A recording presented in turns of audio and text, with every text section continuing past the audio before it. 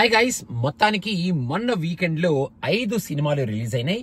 ఈ 5 సినిమాలు మీలో ఎంతమంది బ్యాక్ టు బ్యాక్ చూసేశారో నాకు తెలియదు, కానీ నేను మాత్రం ఈ 5 సినిమాలని చూడటం జరిగింది.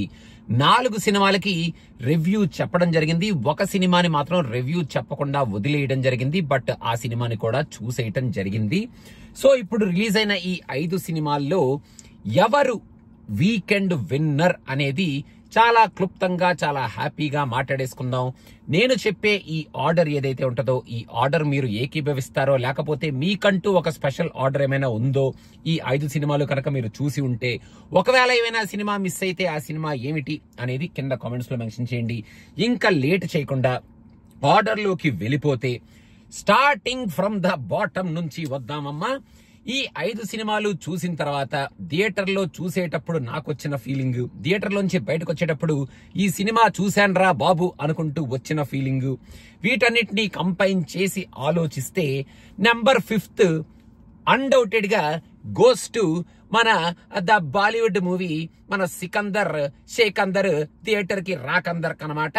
ఎందుకంటే ఈ మూవీ చూస్తున్నంతసేపు నాకు ఎక్సైట్మెంట్ కానీ, ఎంజాయ్మెంట్ కానీ, ఎంతూజియాజం కానీ, ఒక కైండ్ ఆఫ్ ఎమోషన్ కానీ ఏమీ కలగలేదు. మురుగదాసు ఎందుకు ఇలా తీస్తున్నావు నాయనా, అసలు ఏమైంది నీకు అన్న ఫీలింగ్ తోనే ఈ సినిమా చూస్తూ ఈ థియేటర్ లోంచి బయటకు వచ్చాను.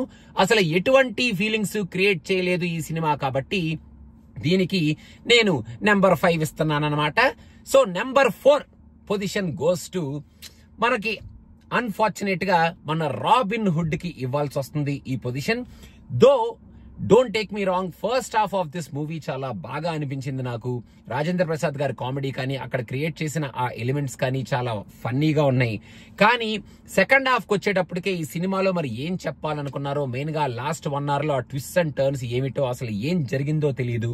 So second half first half తో కంపేర్ చేస్తే కంప్లీట్ గా డౌన్ అయిపోయి, సెకండ్ హాఫ్ లో కంప్లీట్ గా రొటీన్ ఫీలింగ్ వచ్చేసి, చివరికి మన డేవిడ్ వార్నర్ వచ్చినా కూడా ఆ ఎక్సైట్మెంట్ ని మనం రిసీవ్ చేసుకోలేకపోయాను. నేను రిసీవ్ చేసుకోలేకపోయాను. థియేటర్ నుంచి బయటకు వచ్చేటప్పుడు అబ్బా, ఒక మంచి ఎంజాయబుల్ సినిమాని ఇలా చేసేసారేమిట్రా అన్న ఫీలింగ్ తో బయటికి రావడం జరిగింది. కాబట్టి ఇంకా రాబిన్ హుడ్ కి తప్పక 4th పొజిషన్ ఇవ్వాల్సి వస్తుంది.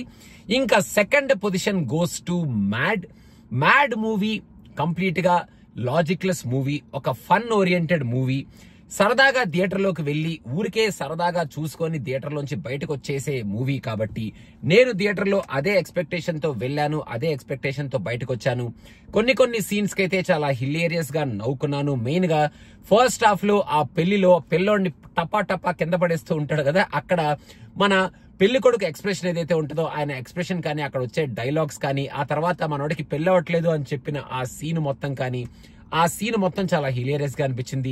సెకండ్ హాఫ్ లో మన సునీల్ గారు అండ్ ఫాదర్ వీళ్ళిద్దరి మధ్యలో జరిగే సీన్ కూడా చాలా హిలేరియస్ గా అనిపించింది. ఇలా కొన్ని మనం వేళ్లతో లెక్క పెట్టుకుంటే కొన్ని మంచి హిలేరియస్ సీన్సే ఈ సినిమాలో ఫస్ట్ హాఫ్ లో, సెకండ్ హాఫ్ లో ఉన్నాయి. మొత్తానికి బయటకు వచ్చేటప్పుడు మరీ రిఫ్రెష్డ్ గా వచ్చామని నేను అన్నాను, కానీ మరి అబ్బా ఇదేంట్రా బాబు ఎంత స్ట్రెస్ఫుల్ సినిమా చూసాం, అబ్బా ఏంట్రా బాబు సినిమా ఎలా ఉంది అన్న ఫీలింగ్ తో కాకుండా, ఓకేరా కొంచెం నవ్వుకొని థియేటర్ లోంచి బయటకు వచ్చాం కదా అన్న ఫీలింగ్ తో వచ్చాం. కాబట్టి ఈ సినిమాకి నేను నెంబర్ 3 పొజిషన్ ఇవ్వడం జరిగింది.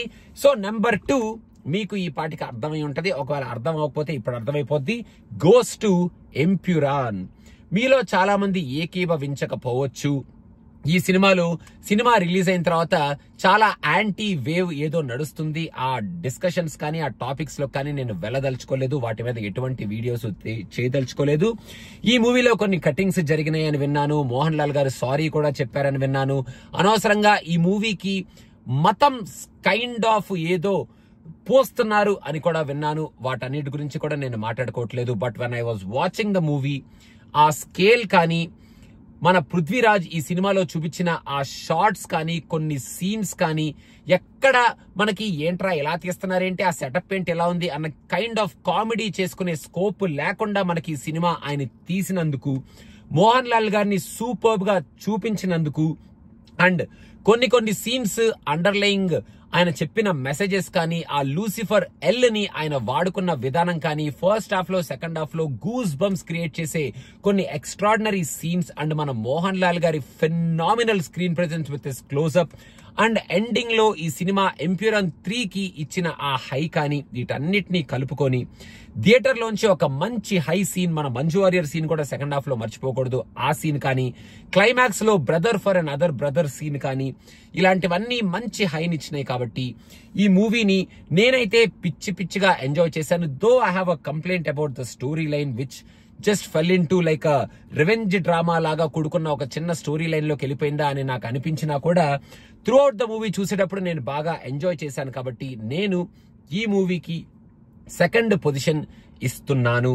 And first position goes to మన Vikram's definitely undoubtedly come back film in terms of acting కానీ, ఆయన స్క్రీన్ ప్రెజెన్స్ కానీ, యాక్షన్ సీన్స్ కానీ, సినిమాలో ఉన్న థ్రిల్ ఎలిమెంట్ కానీ, స్క్రీన్ ప్లే కానీ, and the entire narration of the story కానీ, along with all other performances, main గా hands down Vikram's one of the best performances మన వీరా ధీరా సూరా. సూపర్ గా అనిపించింది ఈ సినిమా చూసేటప్పుడు.